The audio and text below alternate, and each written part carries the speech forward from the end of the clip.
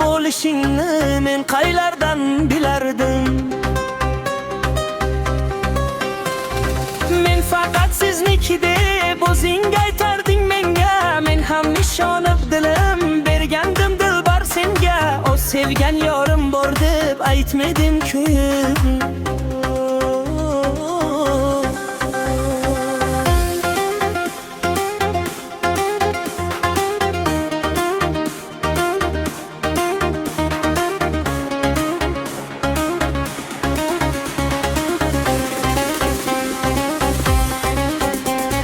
Kechalar yig'lab tursam yodga solib seni, yagon vaqt sen ham yodlab qo'ygin meni.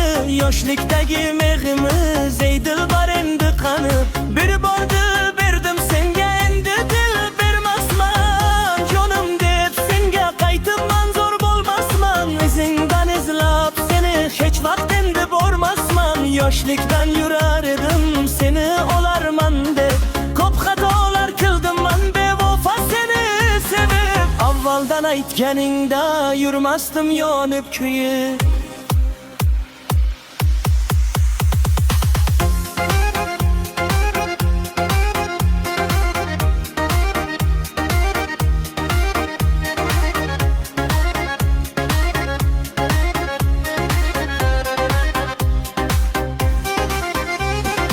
İkimizni yig'latib onang endi xush bo'lsin. To'yingdan oldin kelib Azroil jonim olsin. Seni olib ketarda bu janozam o'qilsin.